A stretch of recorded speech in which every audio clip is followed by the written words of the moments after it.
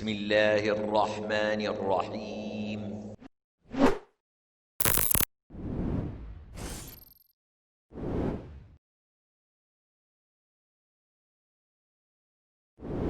Bismillahirrahmanirrahim. Assalamualaikum warahmatullahi wabarakatuh. Alhamdulillahi rabbil alamin. Wabihi nasta'inu ala umurid dunya waddin. Wassalatu wassalamu ala asrafil anbiya'i wal mursalin wa ala alihi wa ashabihi wa man tabi'ahum bi ihsanin ila yaumiddin. Fayaqulu rabbuna tabaraka wa ta'ala, ya ayyuhalladzina amanu taqullaha haqqa tuqatih wa la tamutunna illa wa antum muslimun. Amma ba'd, fa inna asdaqal hadis kitabullah wa khairal hadi hadi Muhammadin sallallahu alaihi wa ala alihi wasallam wa syarrul umuri muhdatsatuha wa kullu muhdatsatin bid'ah wa kullu bid'atin dhalalah wa kullu dhalalatin finnar. Ikhwani wa akhwati fiddin, rahimani wa rahimakumullah. Kita lanjutkan pembahasan kitab Tazkiratus Sami wal Mutakallim fil Adabil Alim wal Muta'allim. Yang terakhir pembahasan kita sampai di halaman 46 ya. 46 dari kitab kita yang kita hadapi, yakni sabda Nabi sallallahu alaihi wa alihi wasallam, man salaka tariqan yatslubu fihi ilman salaka bihi tariqan min turukil jannah wa innal malaikata la tadau ajnihataha li talibil ilmi li radallahi anhu wa innal alima la yastaghfiru lahu man fis samawati wa man fil ardi hatta khitanu fi jawfil ma wa inna fadlal alimi alal abidi ka fadlil qamari lailatal badri ala sairil kawakibi fa innal ulama warasatul anbiya wa innal anbiya lam yuwarisu dinaran wala dirhaman wa innal anbiya'a la yuwarrisu dinaran wala dirhaman wa innama warasul ilma faman akhadahu akhadha bihadzin wafirin. Yakni sabda Nabi sallallahu alaihi wasallam yang diriwayatkan oleh Abu Dawud, Ibnu Majah, Imam Ahmad, Ibnu Abi Hatim dan yang selainnya, Sunan Ad-Darimi, bahwasanya Nabi sallallahu alaihi wasallam bersabda, man salaka tariqan, barang siapa meniti jalan, yatslubu fihi ilman, yang di dalamnya dia mencari ilmu. Ya, mencakup para ulama ya, memaknai salaka tariqan di sini ini dengan makna secara bahasa, ya, yakni meniti jalan artinya memang benar-benar berangkat ke majelis ilmu, baik berjalan kaki ya, dengan kendaraan dan dengan segala caranya ya, dengan segala caranya maupun maknawi ya, secara istilahan. Maknawi maksudnya termasuk salaka tariqan yatslubu fihi ilman, meniti jalan yang di dalamnya itu dia mencari ilmu, adalah segala cara, metode yang seseorang itu mencari ilmu agama, baik dia itu benar-benar berangkat ke majelis taklim maupun dengan cara yang lain, dengan cara membaca kitab, mendengarkan kajian. Kalau di hari kita, di zaman sekarang, maka lebih luas lagi, bisa dengan internet ya, melihat atau menonton kajian-kajian via YouTube dan lain-lain, via medsos. Nah, maka ini termasuk dalam makna tersebut ya, man salaka tariqan yatslubu fihi ilman. Karena salaka tariqan, meniti jalan di situ itu bisa dimaknai luas. Ya. Jadi segala sesuatu yang di dalamnya kita belajar ilmu, ya, maka orang tersebut seakan-akan salaka bihi tariqan min turukil jannah. Dia meniti jalan atau cara-cara, metode-metode apapun yang menuju ke surga. Ya. Turukil jannah di sini ini bukan berarti kemudian jalan-jalan menuju ke surga itu dimaknai bahwasanya cara masuk ke surga itu bisa lewat banyak syariat, bukan ya.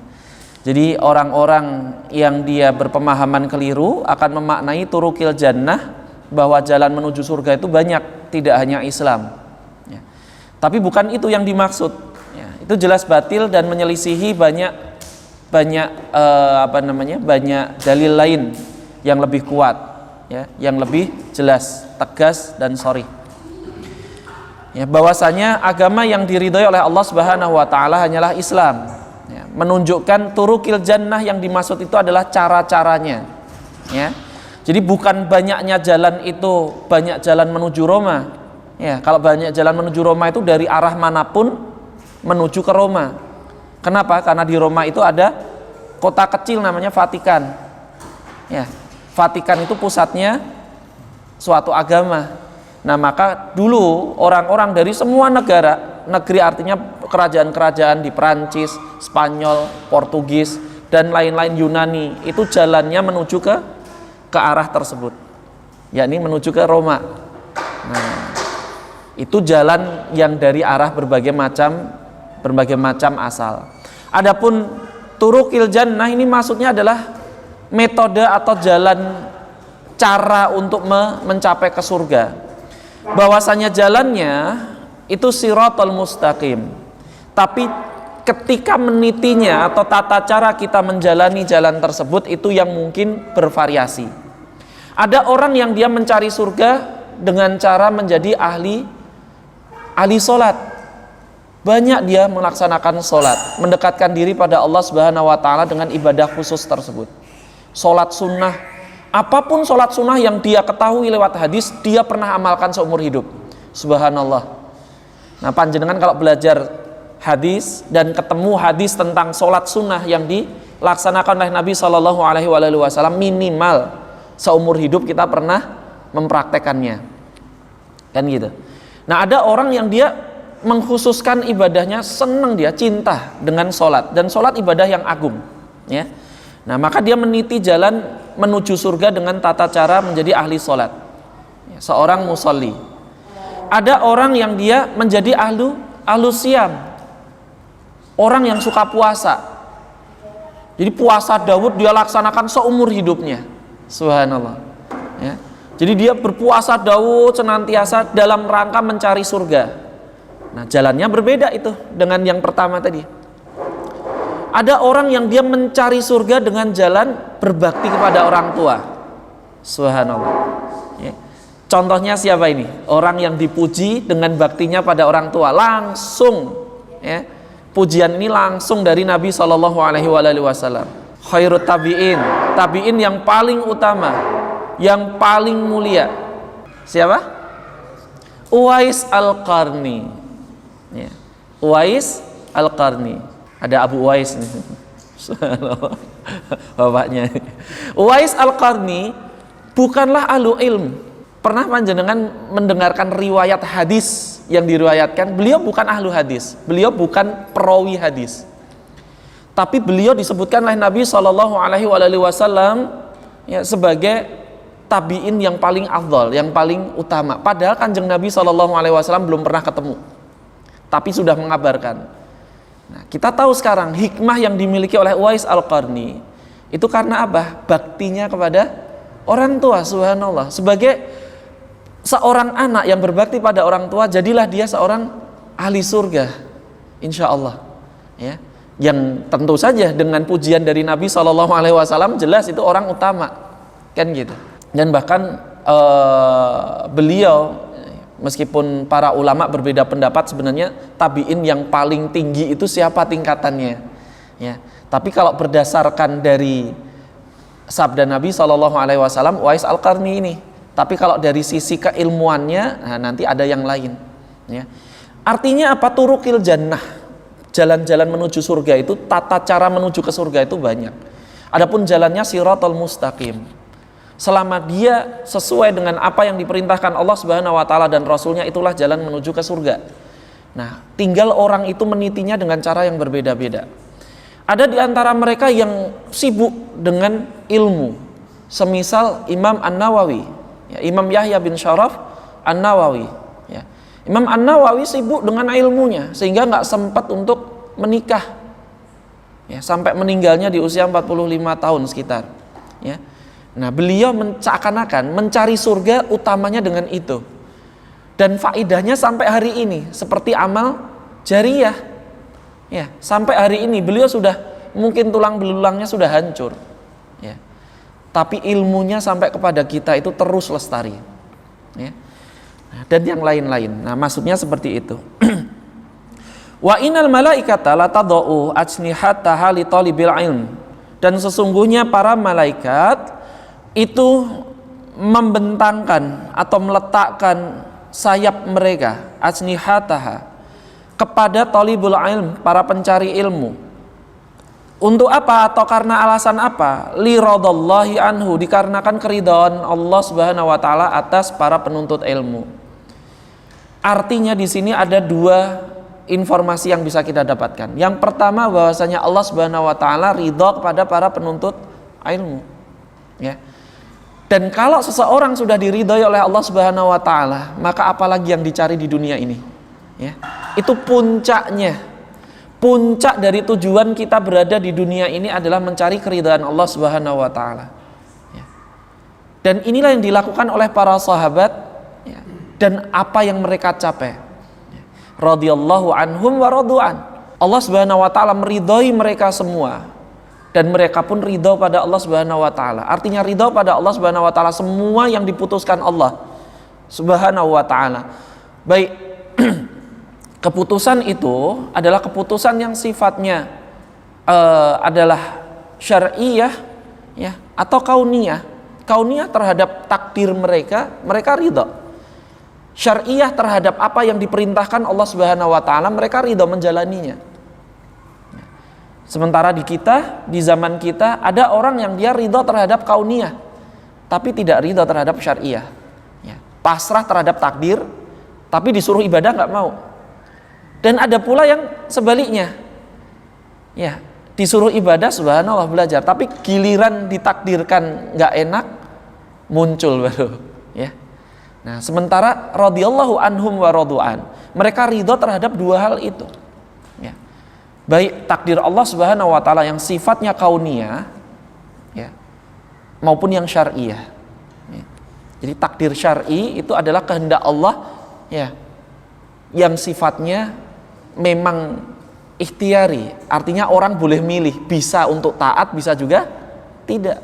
Kemudian yang kedua adalah keridhaan malaikat. Keridhaan malaikat setelah ridhonya Allah Subhanahu wa taala pada penuntut ilmu, yakni dengan ditunjukkan, ya, membentangkan sayapnya ke arah mereka, ya.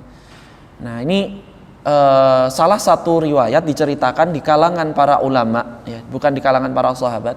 Di kalangan para ulama pernah ada orang di majelis ilmu ketika mendengarkan hadis ini, ya, dia berdiri kemudian keluar dari majelis ilmu dengan cara apa? Jingkat kakinya itu di ya jinjit-jinjit, hati-hati. Ditanya dia oleh teman-temannya, kenapa kok gitu? Takut nginjek sayapnya malaikat. Dalam rangka apa? Mengejek, menghina hadis tersebut. Ya. Maka hari berikutnya bagaimana yang terjadi? Lumpuh itu orang. Langsung seketika itu bahkan.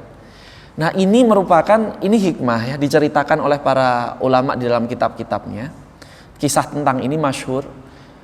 Jadi ini menjadi ancaman bahwa di masa lalu, di mana ketika orang-orang itu benar-benar mereka itu mengagungkan ahlul ilm, penuntut ilmu, dan mencari keridhaan Allah Subhanahu wa taala dengan apa yang mereka lakukan, maka penghinaan terhadap hadis-hadis Nabi SAW itu dibayar tunai, ya, dibayar tunai.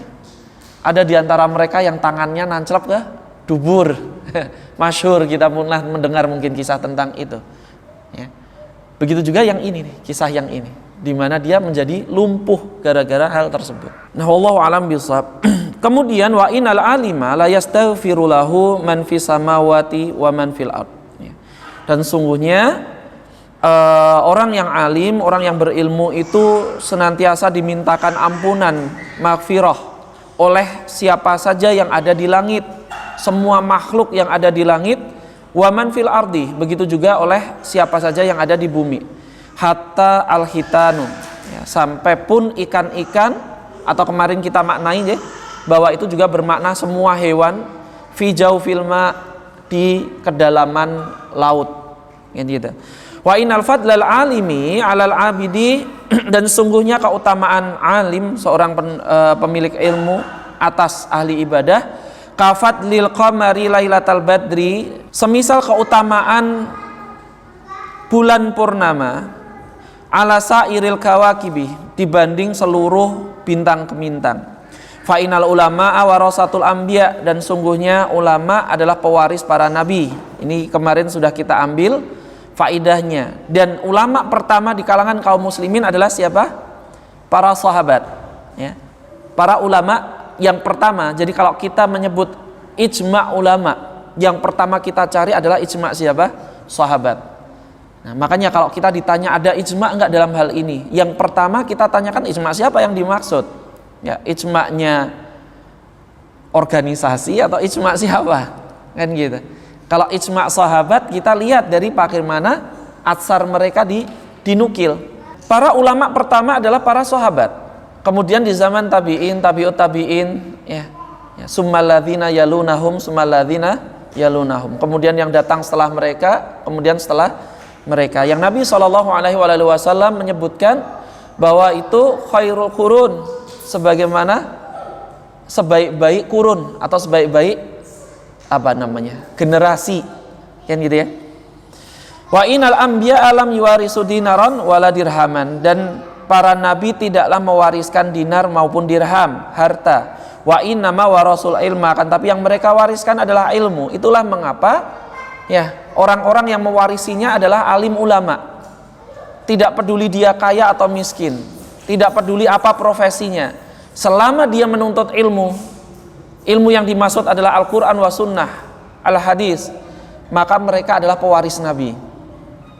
Meskipun tampak hina di kalangan masyarakat, terutama masyarakat awam hari ini yang tidak mengetahui tentang syarafal ilm, ya, kemuliaan ilmu, sehingga sebagian kaum para ustaz, para alim itu dianggap dianggap oleh mereka itu seperti orang yang apalagi kalau tidak punya harta, ya. Di masyarakat itu kesannya seperti nggak ada ininya, nggak ada kedudukannya. Nah, ini masyarakat yang sakit yang seperti ini, masyarakat yang sakit. Kenapa? Karena mereka itu pewaris para nabi kok diperlakukan seperti itu. Dan tidaklah nabi diutus melainkan untuk menghadapi para kaum yang seperti itu sama. Nah, maka ini tantangan bagi para alim, ya, tantangan bagi para ulama. Nah, faman akhadhahu akhadha bihadzin wafirin, maka barang siapa yang mengambil ilmu tersebut, sungguh dia telah mengambil keberuntungan atau jatah yang sangat banyak, yang melimpah, wafir. Nah, ihwani wa akhwati fillah rahimani wa rahimakumullah, kita lihat penjelasan Ibnul Jamaah. Langsung lompat ke halaman 52, ya. Karena halaman-halaman berikutnya adalah footnote, ya. Dan footnote ini hanya menjelaskan kelengkapan tentang sanad dari hadis yang sedang kita bahas. Jadi kita bisa lewati. Beliau Ibnul Jamaah menyatakan wa'lam annahu, ya, maka ketahuilah bahwa sesungguhnya la rutbata, lam di situ itu adalah lam nafiyah, ya, bahwa sungguhnya tidak ada rutbata. Rutbata apa kemarin? Kosakata yang sudah kita bahas nih, rutbah. Dari kata rutbata ini sama dengan kata jamaknya marotib, tingkatan, ya. Bahwasanya tidak ada tingkatan fauqa rutbati, ya, di atas tingkatan man tastaghilu, orang-orang, ya, man di sini nih orang yang, ya, tastaghilu tersibukkan atau menyibukkan diri. Nah, akan tapi man di situ tuh karena setelahnya ada al malaikatu, maka dia kembali kepada situ bahwa yang dimaksud itu para malaikat, ya, orang yang sibuk. Al malaikatu, para malaikat, wa ghairuhum, dan yang selainnya. Jadi yang dimaksud man di situ adalah al malaikatu wa ghairuhum, ya, dan selain para malaikat. Sibuk untuk apa? Sibuk untuk bil istighfari di halaman berikutnya 53. Menyibukkan diri atau sibuk untuk istighfar. Istighfar itu apa? Al istighfar di sini ini makna ini termasuk isim, ya. Artinya permohonan ampun. Jadi dia tastagilu bil istighfar itu sibuk dalam rangka mencari atau memohonkan ampunan. Ya, menyibukkan diri atau tersibukkan oleh permohonan ampunan. Wa du'ai dan doa. Afwan, ini tadi saya penjelasannya ada yang salah tentang man tadi. Nanti saya bahas insyaallah. Wa du'ai lahu, ya, untuknya. Nah, lahu hu di situ itu kembalinya kepada man tadi. Ya. Hu jadi untuk memohonkan ampun dan mendoakannya. Ya, lahu wa tadau lahu asnihataha wa tadau dan meletakkan baginya asnihataha sayap mereka, yakni sayap para malaikat. Jadi ketahuilah, saya ulang dari awal ya, bahwasanya tidak ada tingkatan yang lebih tinggi di atas tingkatannya orang-orang yang para malaikat. Ya, al malaikatu wa ghairuhum di situ itu adalah fa'il dari tastagilu. Yang malaikat dan selain para malaikat itu sibuk memohonkan ampunan dan berdoa padanya, berdoa untuknya, mendoakannya. Ya. Yakni orang tadi yang punya kedudukan tadi.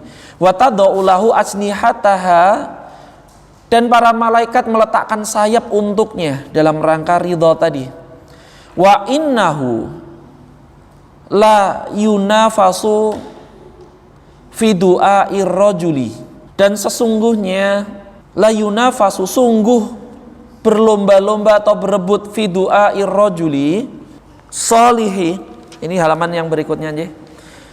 Dan sungguh orang itu telah berebut atau berlomba-lomba memperebutkan doanya ar-rajuli, rajulun, ya, solihi, as-solihi, halaman berikutnya. Sungguh bahwa kita itu sudah berebut doanya orang-orang yang solih. Auman yadhannu solahuhu, atau doanya orang-orang yang diperkirakan, yadhunnu, ya, yudhannu, maaf ini. Yudhannu itu diperkirakan karena dia berarti majhul, ya. Yang diperkirakan dirinya itu solahuhu, kesolihannya. Nah, bahwasanya orang di zaman sekarang maupun di masa lalu sama, mereka berlomba-lomba untuk berebut didoakan oleh orang yang soleh atau orang yang mereka kira soleh. Ya. Beliau seakan-akan ya Ibnu Jamaah itu nyindir. Ya. Yudhannu solahuhu itu berarti hanya zon saja. Bisa jadi orang itu tidak soleh di hadapan Allah Subhanahu Wa Taala. Tapi manusia berebut untuk didoakan orang ini karena apa? Mengira bahwa dirinya soleh. Ya. Fakaifa, maka bagaimana? Fakaifa, maka bagaimana bidu'a il malaikati? Maka bagaimana dengan doanya para malaikat?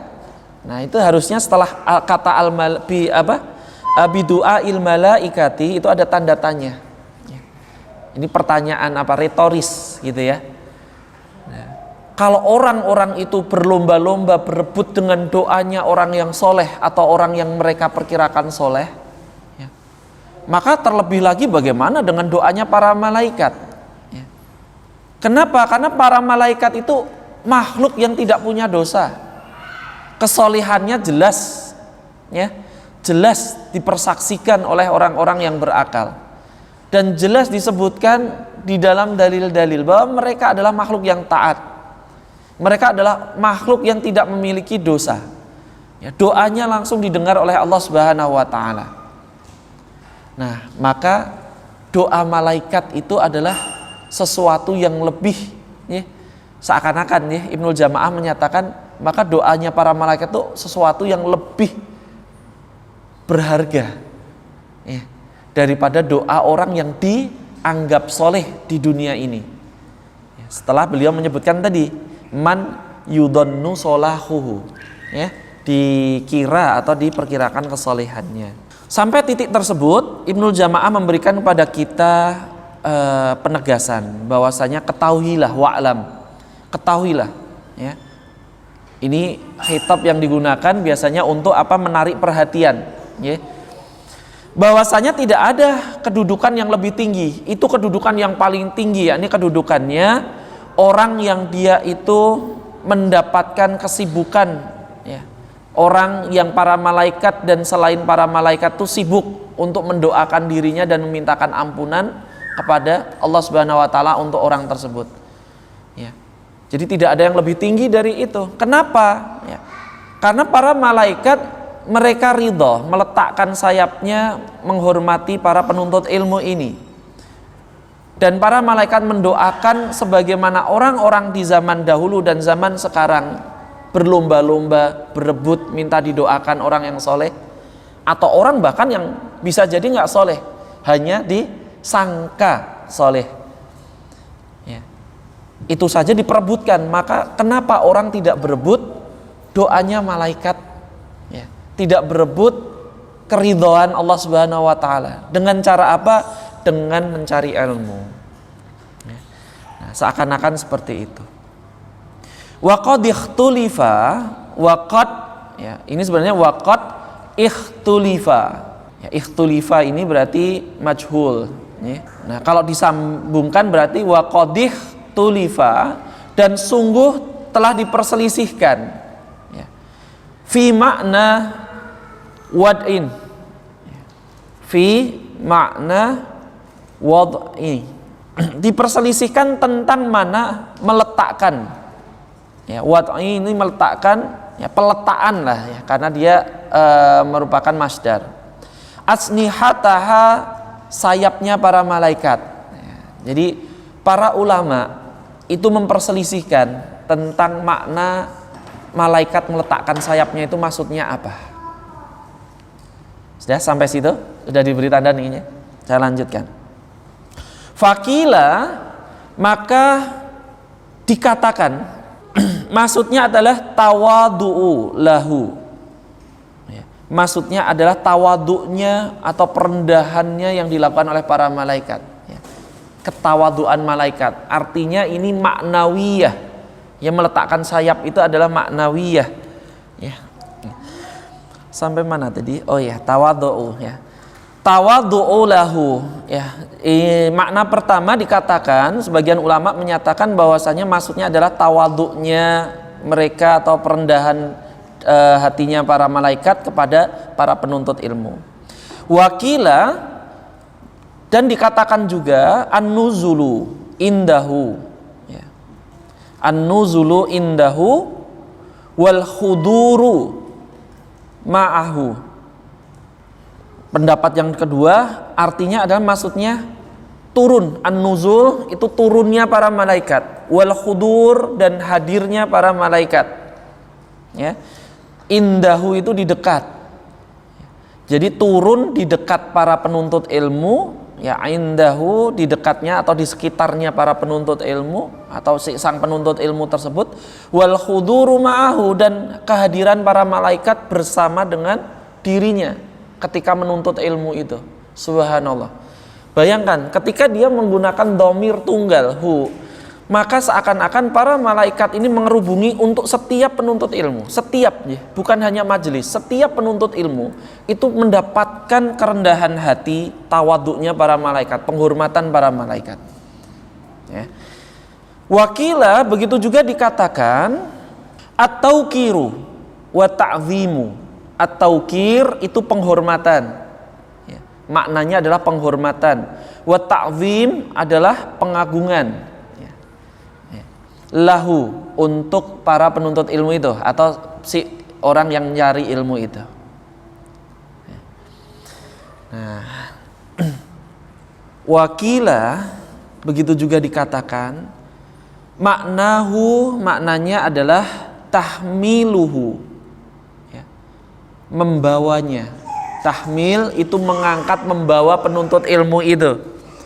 Alaiha wa tu'ayyanuhu, dan ditetapkannya dia penuntut ilmu itu atau ditolongnya dia bisa, ya diletakkannya apa ya, tu'ayyan itu jadi dibawa terus di posisikan gitu ya. Kalau kita itu ada benda barang yang kita tahu, wah ini kurang pengagungan nih, kalau misalnya Al-Quran ditaruh di lantai, wah ini nggak benar. Kemudian kita bawa, nah ini tahmil, ya. Kemudian diletakkan di tempat yang sesuai. Nah itu maksudnya seperti itu, ya.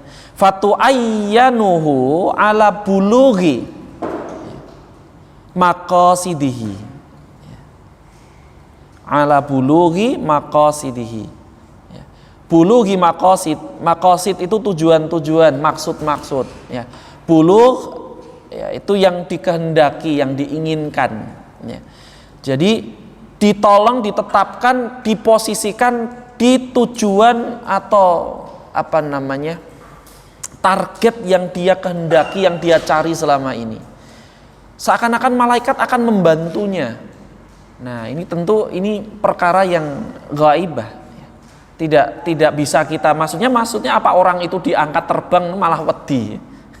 Di majelis ilmu kok bangun-bangun merem, bangun kok sudah di atas awan, kan bukan seperti itu maksudnya. Akan tetapi para malaikat membawa maksud mereka, membawa cita-cita mereka, membantunya, ya, untuk nyampe kepada apa yang dicita-citakan, yang dikehendaki. Nah, maka ini adalah makna yang indah, ya, makna yang indah dari tadau ajnihataha. Para malaikat itu meletakkan atau membuka sayap mereka, ya, kepada para penuntut ilmu. Makna yang pertama apa tadi? Tawaduknya para malaikat, tawadu'u lahu, ya.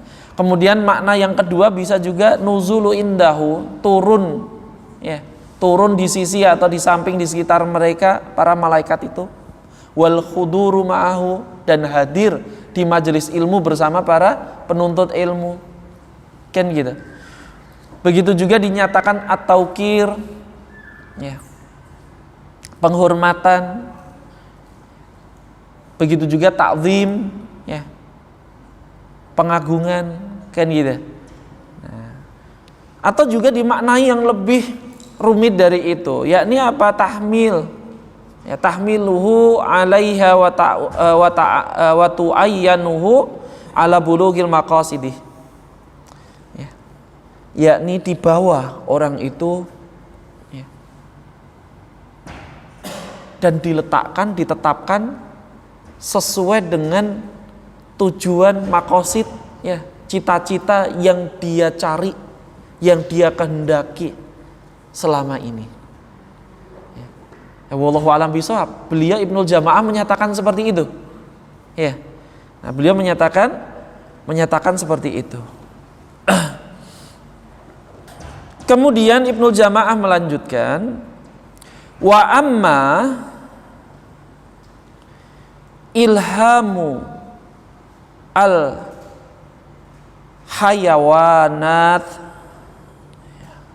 hayawanati, dan adapun wa amma itu ilham apa kalau bahasa kita, ya, inspirasi, ya, inspirasi, betul, bisa inspirasi, ya, kehendak yang muncul, ya, inspirasinya hayawan, hewan-hewan, ya, hayawanun shagirun, ya, Musa masih ingat, ya, hayawanat, ya, hewan-hewan, bil istighfari, untuk beristighfar, lahum, ya, untuk mereka beristighfar, memohonkan ampunan untuk para penuntut ilmu itu, ya. Fakila, ya, dikatakan maknanya adalah, ya, sudah nih, li'annaha khuliqat lima salihil ibadi, di halaman berikutnya, lima salihil ibadi. Jadi saya ulang, ya, agak lebih cepat lagi, wa amma ilhamu al hayawanati bil istighfari lahum faqila li annaha khuliqat limasalihil ibad. Ya. Dan adapun makna inspirasi tadi ya, inspirasi ilham, diilhamkannya hewan-hewan untuk beristighfar, memohonkan ampunan bagi para penuntut ilmu itu, dinyatakan oleh para ulama, sebagian ulama, li'annaha dikarenakan mereka, di situ kembalinya kepada hayawanat ya. Khuliqat diciptakan limasalihi untuk kemaslahatan, untuk kebaikan ibad, al-ibad, hamba-hamba. Ya, ibad itu jamak dari abid. Hamba-hamba siapa? Maksudnya manusia, hamba-hamba Allah Subhanahu wa taala. Bahwa para hewan diciptakan oleh Allah Subhanahu wa taala ya, meskipun mereka tidak punya akal tapi diilhamkan untuk beristighfar dengan caranya yang Allah Subhanahu wa taala yang tahu. Ya, kita cukup mengimani hadis ini sahih. Kita imani saja. Kan gitu. Bahkan bukan hanya hewan yang mampu bergerak hidup. Bahkan man fis sama wa man fil ard. Ya. Apa-apa yang di langit dan apa-apa yang di bumi. Berarti apa? Semua yang punya nyawa maupun yang tidak, seakan-akan seperti itu. Bahkan batu bebatuan pun ya, benda-benda yang dia mati pun mereka berzikir pada Allah Subhanahu wa taala dengan caranya. Kan gitu. Maka tidak mustahil ya bahwasanya hewan-hewan ini diilhamkan untuk beristighfar, memohonkan ampun, ya. Kenapa? Karena mereka itu diciptakan untuk kebaikan atau kemaslahatan para hamba. Wa manafiihim, dan untuk kemanfaatan para hamba tersebut, ya. Sampun nih. Nah, wal ulama'u, dan para ulama humul ladzina, mereka adalah orang-orang yang, ini kayak Quran terjemahan perkata ya. Tapi nggak apa-apa, nanti kita seperti itu dulu baru nanti saya terjemahkan keseluruhan ya. Humul ladzina, mereka adalah orang-orang yang yubayyinuna ya. Yubayyinun itu apa? Memberikan bayinah, menjelaskan ya. Bayinah itu penjelasan, keterangan ya. Adalah orang-orang yang memberikan atau menjelaskan ya. Ma yahillu minha, apa-apa yang halal dari hewan-hewan tersebut ya. Wa ma yahrumu, dan apa-apa yang haram. Sampun? Wa yusuna, dan para ulama itu mewasiatkan ya, mereka mewasiatkan bil ihsani ya, mewasiatkan untuk berbuat ihsan, berbuat baik ilaiha, kepada para hewan-hewan itu ya. Wa nafyi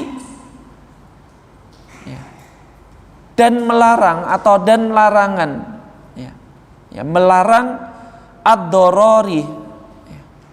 Wa nafyi dorori, mewasiatkan larangan untuk merusak dorori ya, madorot ya, kerusakan gitu, berbuat rusak anha, atas diri para hewan-hewan tersebut.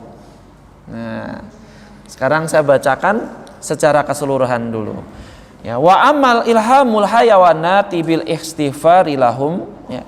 Adapun inspirasi atau diberikan inspirasi oleh Allah Subhanahu wa taala kepada hewan-hewan untuk beristighfar kepada Allah Subhanahu wa taala untuk memohonkan ampun untuk para penuntut ilmu. Faqila, dikatakan maksudnya adalah li'annaha, dikarenakan para hewan-hewan itu khuliqat limasalihil ibadi, diciptakan untuk tujuan kemaslahatan para hamba. Wa manafiihim, dan kemanfaatan, untuk dimanfaatkan oleh hamba-hamba Allah Subhanahu wa taala. Wal ulama humul ladzina, dan para ulama alim ulama itu mereka orang-orang yang yubayyinuna, menerangkan mayahillu minha, apa-apa ya atau yang mana yang halal ya dari hewan-hewan tersebut, wa mayahrumu, dan mana yang haram ya, tanpa penjelasan para ulama, bayyinah dari para ulama ya. Maka kita itu buta, kita nggak tahu bagaimana Allah Subhanahu wa taala menghalalkan ya, dan mengharamkan. Sementara para ulama, mereka adalah penyambung lidahnya para nabi. Mereka adalah orang-orang yang menyampaikan apa yang difirmankan oleh Allah Subhanahu wa taala dan apa yang disabdakan oleh Rasulnya sallallahu alaihi wasallam nyampe kepada kita. Dan ini keutamaan para ulama. Ya. Itulah mengapa mereka pantas untuk dimintakan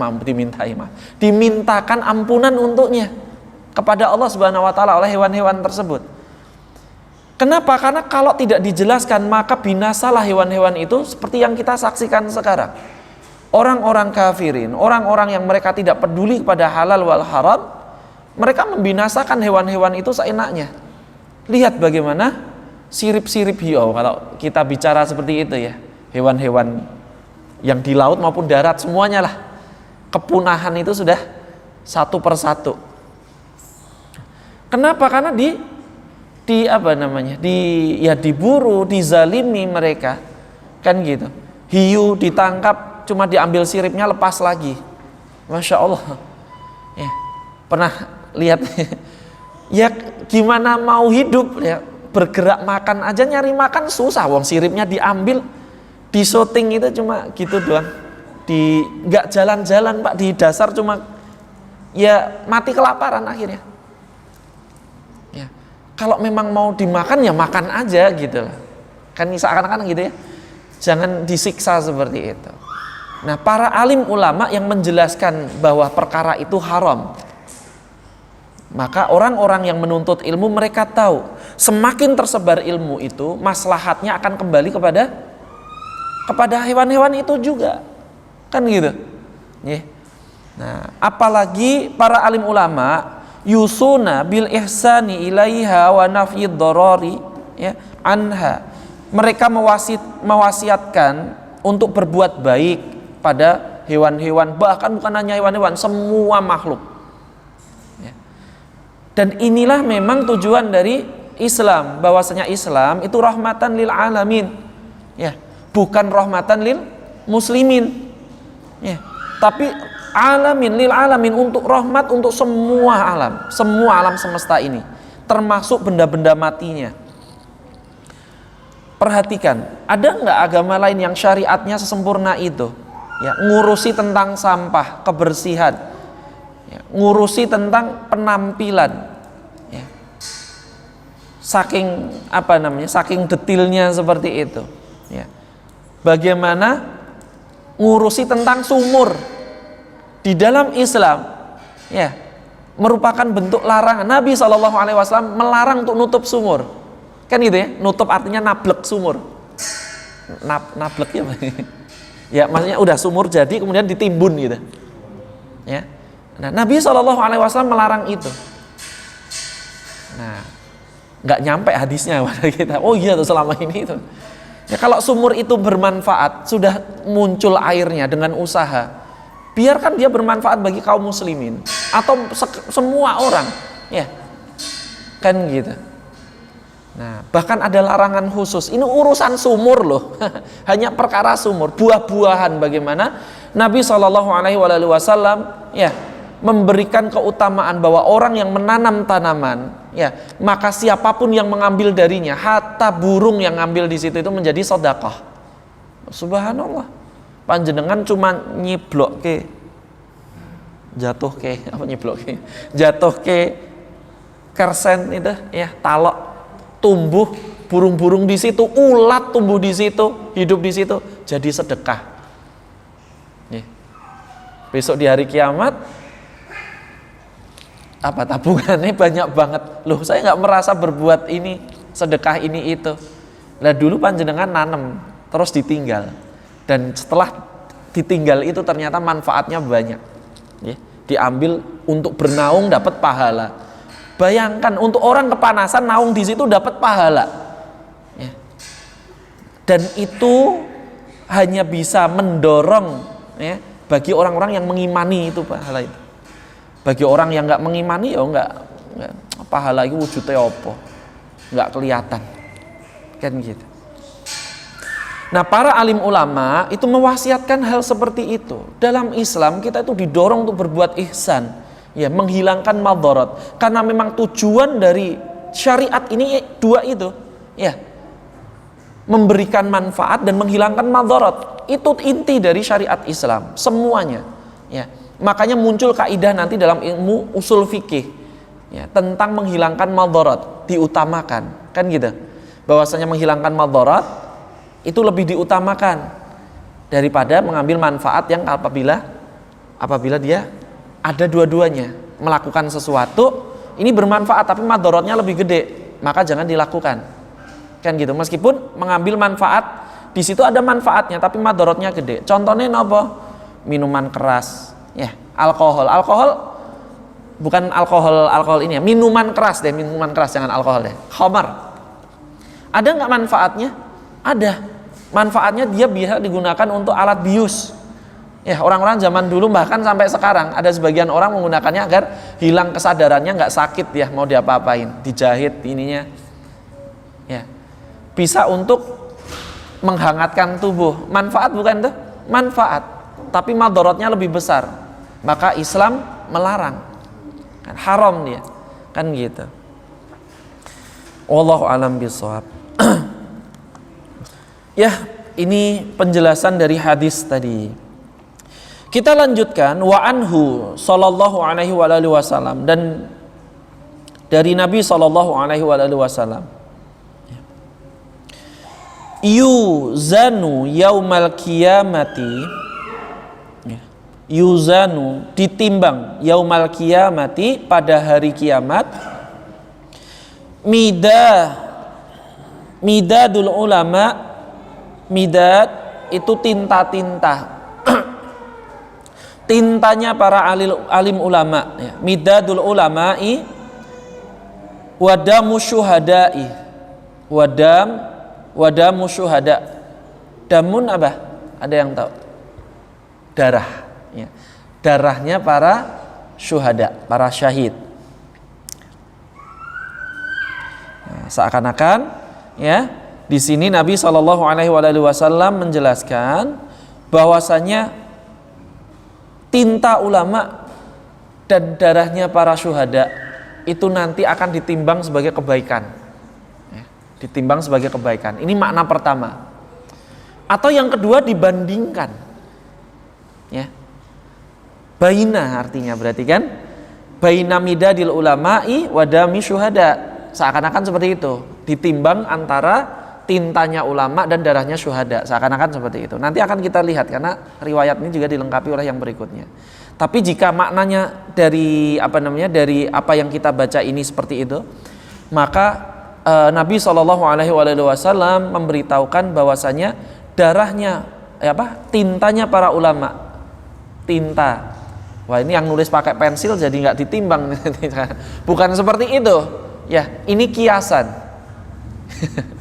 Artinya usaha yang dilakukan oleh para ulama untuk memberikan atau menyampaikan ilmunya, ya.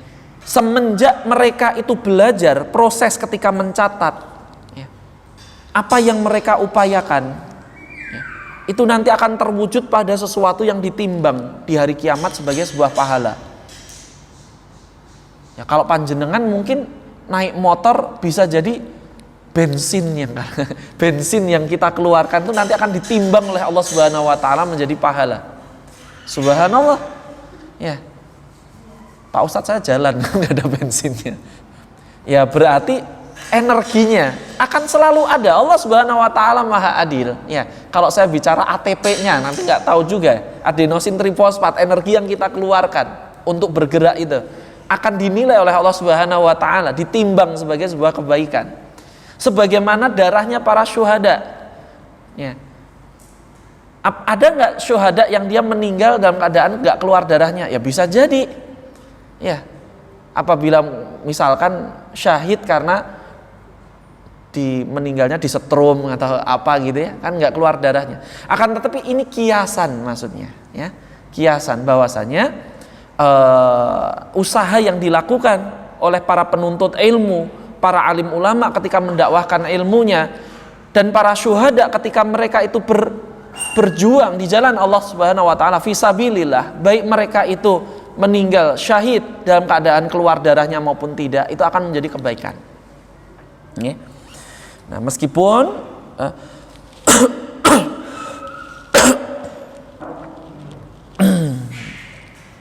ya, meskipun ada makna yang kedua tadi, bahwasanya dia ditimbang. Ditimbang artinya dibandingkan. Wa qala ba'duhum ya. Berkata sebagian di kalangan para ulama, hum di situ artinya sebagian di kalangan para ulama, ya. Hadza ma'a anna a'la ma li syahidi damuhu wa adna ma lil alimi midaduhu. Nah, berkata sebagian ulama, ya, hadza hadis ini ma'a ya, mengandung makna bersamanya anna sungguhnya ya, bahwa sungguhnya yang tertinggi ya, bagi yang tertinggi bagi seorang syuhada, ya, seorang yang paling berharga maksudnya ya, a'la itu yang paling tinggi, itu yang paling mulia dari seorang syahid ya, yang meninggal syahid itu adalah damuhu, darahnya ya. Wa adna, adapun bagi malil alimi ya, bagi penuntut ilmu atau orang yang alim memiliki ilmu adalah midaduhu, apa namanya, tintanya ya, yang berharga, artinya yang bisa nanti dinilai, yang paling apa namanya, mulia, yang paling menggambarkan usaha mereka, seakan-akan seperti itu ya.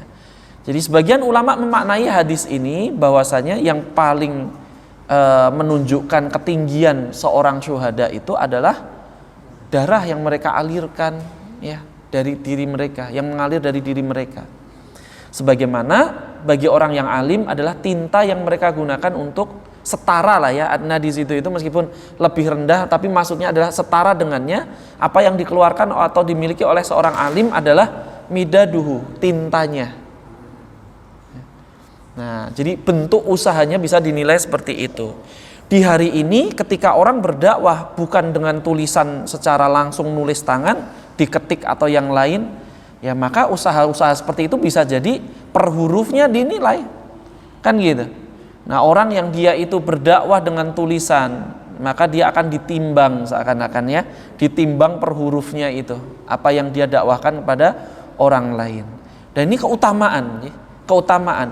Kenapa? Karena disebutkan tinta itu adalah suatu benda yang tidak jauh, ya, tidak akan pernah jauh dari seorang ulama, menunjukkan bahwa apa, mereka familiar, mereka dekat dengan tulisan, baik tulisan yang mereka buat sendiri ya, ataupun yang ditulis oleh orang lain yang kemudian dipelajari oleh diri mereka ya.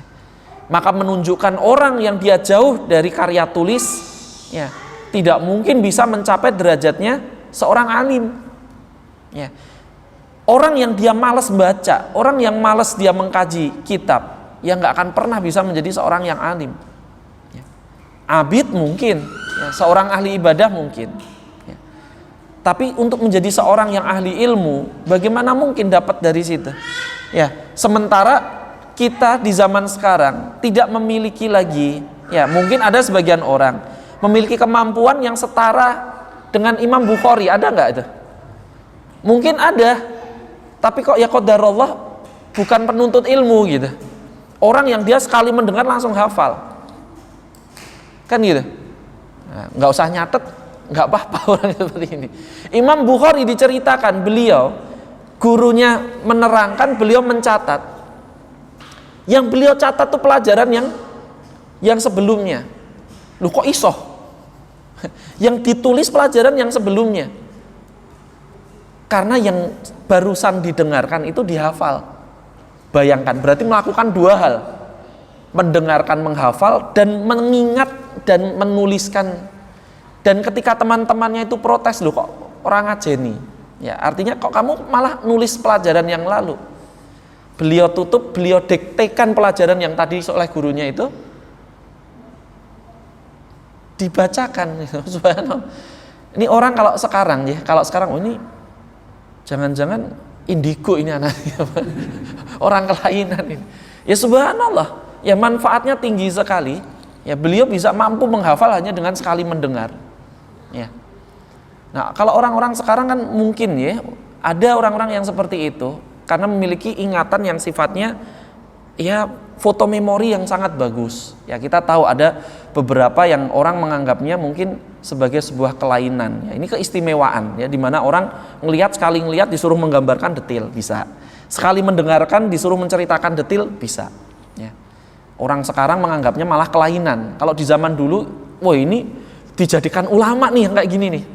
Ya, subhanallah, meriwayatkan hadis sekali dengar langsung hafal. Nah, kita nggak punya kemampuan itu, tapi malas nyatet. Nah ini kan berarti kan betapa rendahnya semangat kita ya, semangat sih. Ya kita nggak usah nunjuk yang di luar sana, diri kita saja. Ya autokorek saja, ya autokoreksi, autokritik kepada diri kita. Bahwasanya hendaknya kita itu rajin mencatat setiap faedah yang panjenengan lihat temukan.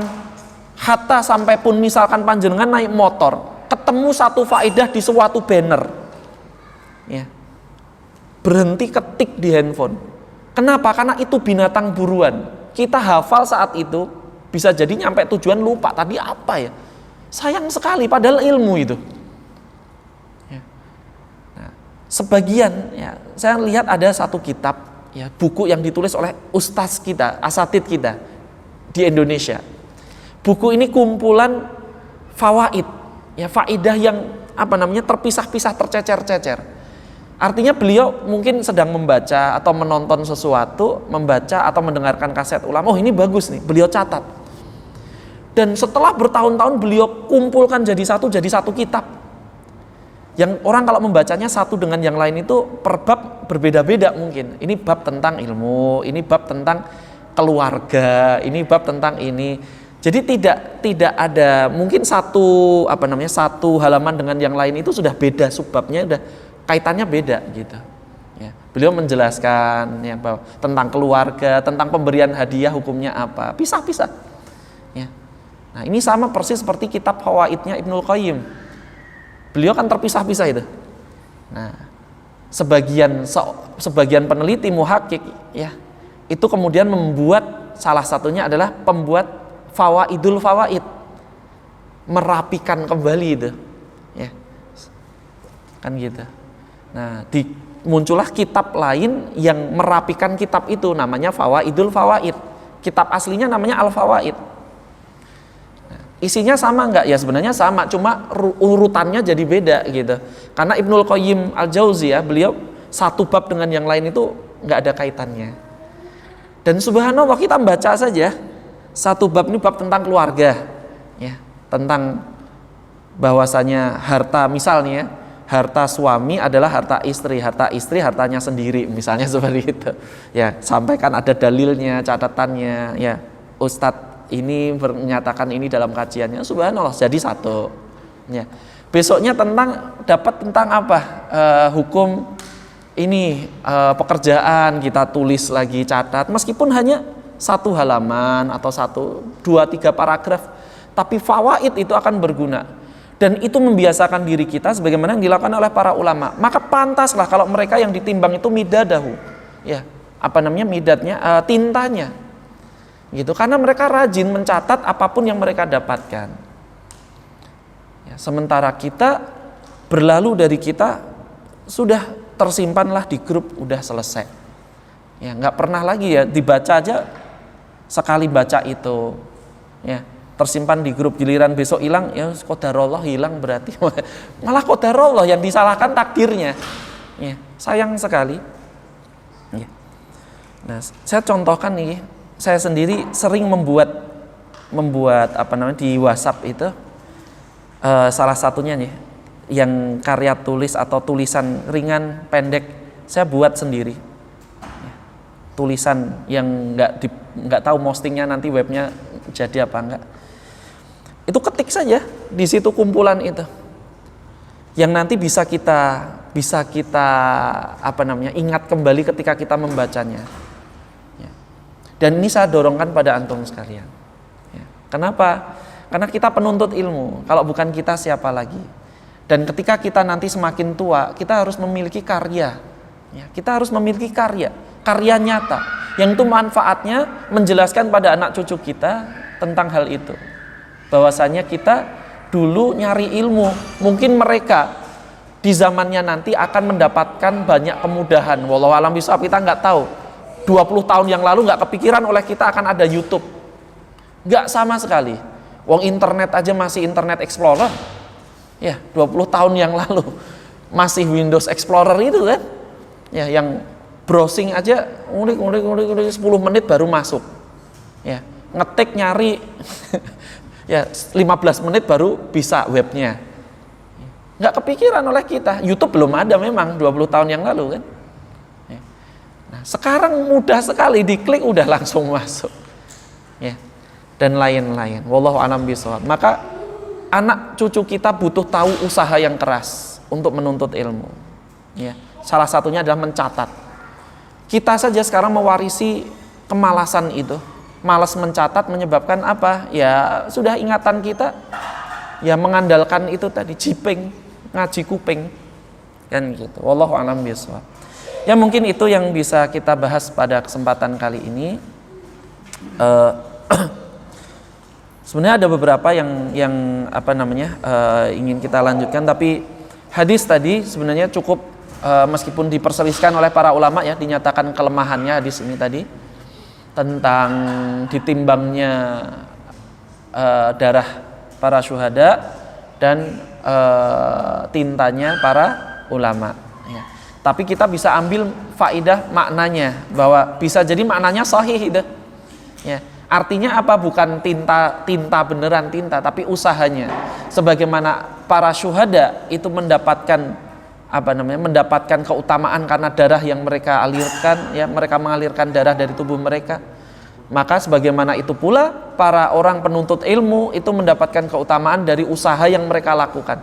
Usahanya usahanya. Bisa jadi orang yang dia mudah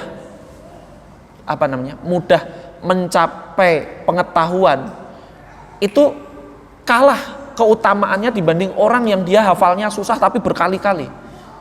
Lewat usahanya Allah Subhanahu wa taala akan memberikan keutamaan pahala yang lebih tinggi. Ya, bukankah seperti itu yang disabdakan oleh Nabi Sallallahu Alaihi Wasallam bagi orang yang belajar Quran, ya kan? Nah seperti itu. Wallahu a'lam bishawab. Ya mungkin itu. Aku qouli hadza wa astaghfirullah innahu wal ghafurur rahim. Monggo silakan kalau mungkin ada yang hendak didiskusikan.